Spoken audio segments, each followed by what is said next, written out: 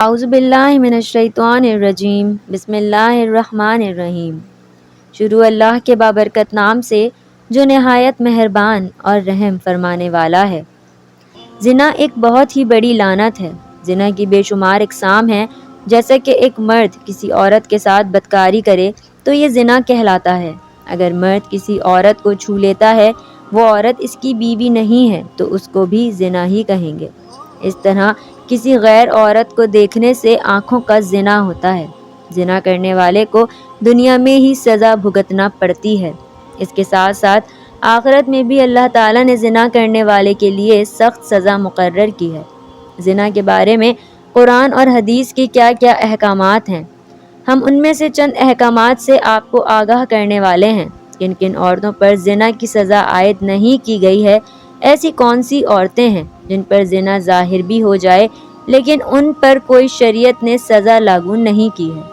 آقائے دو جہاں حضور کریم صلی اللہ علیہ وآلہ وسلم کا فرمان ہے کہ مسلمان ہوتے ہوئے کوئی بھی زنا نہیں کر سکتا۔ دیکھو، زنا کے پاس ہی نہ جاؤ۔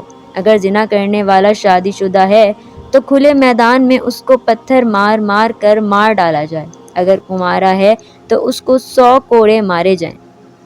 یہ لعنت آج کل عام دیکھنے کو ملتی ہے کہ بازاروں میں مرد اور عورتیں اکٹھے پھرتے ہوئے نظر آتے ہیں۔ اس طرح کسی کا ہاتھ کسی مرد یا عورت کو لگ جاتا ہے۔ یہ سب کچھ بازار سے جانے کے بعد لڑکے اور لڑکیاں اپنے دوستوں کو بڑے فخر سے بتاتے ہیں کہ ہم نے بازار میں یہ حرکت کی ہے، بلکہ وہ اپنے دوستوں کو بھی ایسا کرنے پر مجبور کر رہے ہوتے ہیں کہ تم بھی اس طرح کے گناہ میں ملوث ہو جاؤ۔ اگر کوئی جوان لڑکا یا لڑکی زنا کرتی ہے تو اس کا گناہ ان زنا کرنے والے ماں باپ اور بھائی کو بھی ملتا ہے کہ انہوں نے ان کی شادی نہیں کی ہے۔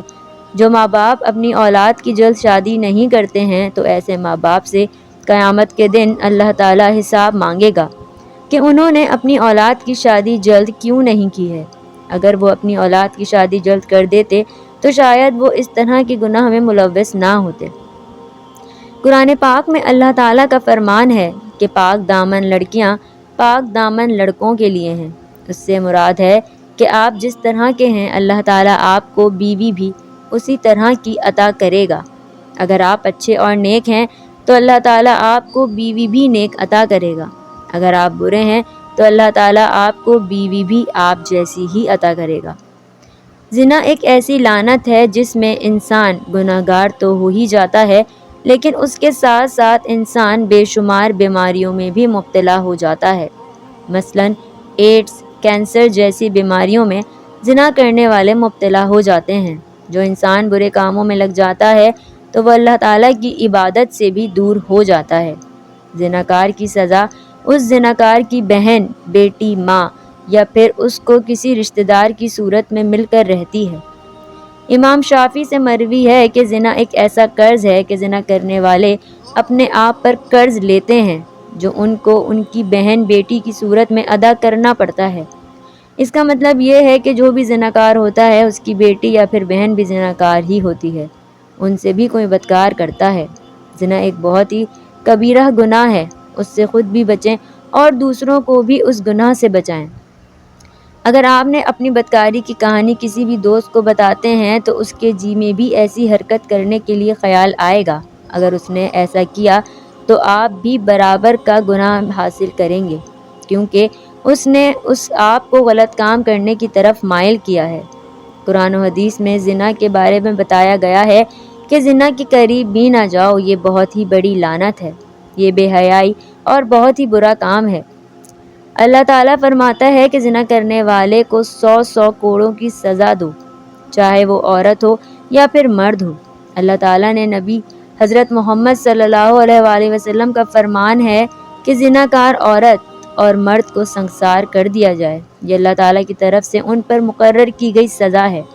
مسلمان جب کسی سے زنا کرتا ہے تو وہ دائرہ اسلام سے خارج ہو جاتا ہے۔ آپ صلی اللہ علیہ وآلہ وسلم سے کسی نے پوچھا کہ اللہ تعالیٰ کے نبی صلی اللہ علیہ وآلہ وسلم سب سے بڑا گناہ کیا ہے؟ آپ نے فرمایا کہ ہمسائے کی بیوی سے زنا کرنا سب سے بڑا گناہ ہے۔ اگر مسلمان عاقل اور بالغ ہو تو وہ بدکاری کرے تو اس سے کسی نے زبردستی نہ کی ہو۔ اللہ تعالیٰ کے آخری نبی حضرت محمد صلی اللہ علیہ وآلہ وسلم نے فرمایا کہ 3 قسم کے ایسے لوگ ہیں جن پر زنا کی کوئی سزا عائد نہیں ہوتی ہے۔ ایک وہ انسان جو بالغ تک نہ پہنچا ہو، دوسرا وہ شخص جو سویا ہوا ہو جب تک کہ وہ جاگ نہ جائے، تیسرا وہ شخص جس کا دماغ درست طریقے سے کام نہ کرتا ہو یعنی کہ پاگل یا مجنون ہو، اس پر بھی زنا کی کوئی سزا لاگو نہیں ہے۔ نبی اکرم صلی اللہ علیہ وآلہ وسلم کا فرمان ہے کہ اللہ تعالیٰ میری امت کی بھول چوک کو معاف کرنے والا ہے، یا پھر میری امت کو کسی گناہ کے لیے مجبور کیا گیا ہو تو اللہ تعالیٰ اس کو بھی معاف فرما دے گا۔ زناکار کے لیے ایک حد مقرر کی گئی ہے کہ جو بھی بدکار ہو اس کو زمین میں سینے تک مٹی میں گاڑ دیا جائے، اس پر پتھروں کی برسات کی جائے، اس کو اس وقت تک پتھر مارتے رہیں جب تک کہ وہ مر نہ جائے۔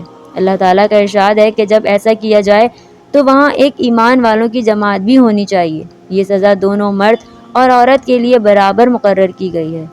جب یہ سزا کسی عورت کو دی جائے تو اس کے کپڑوں کو باندھ دیا جائے تاکہ وہ بے پردہ نہ ہو جائے۔ یہ سب اس لیے کیا جائے کہ عورت کا پردہ قائم و دائم رہے۔ دین اسلام عصمت و عفت کو بہت ہی اہمیت دیتا ہے، اس کی حفاظت کو ہر چیز سے اہم قرار دیتا ہے۔ حدیث میں ہے کہ شادیان اسلام کے معاشرے میں بہت ہی بدترین جرم مانا جاتا ہے۔ اس جرم کو مسلمان کے لیے سخت ترین سزا ہے۔ سورہ بنی اسرائیل میں آتا ہے کہ اور زنا کے قریب مت جاؤ، بلا شبہ وہ بے حیائی ہے اور برا راستہ ہے۔ قرآن پاک کی اس آیت مبارکہ میں زنا کرنے سے سختی سے روکا گیا ہے، بلکہ زنا کے پاس جانے سے بھی سختی سے منع کیا گیا ہے۔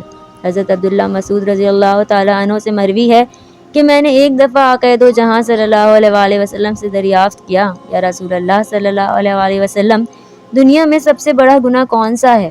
آپ نے فرمایا کہ تم اللہ تعالیٰ کے علاوہ کسی اور کو اپنا خدا مانو یعنی کہ شرک کرو۔ میں نے دریافت کیا، یا رسول اللہ اس کے بعد کون سا بڑا گناہ ہے؟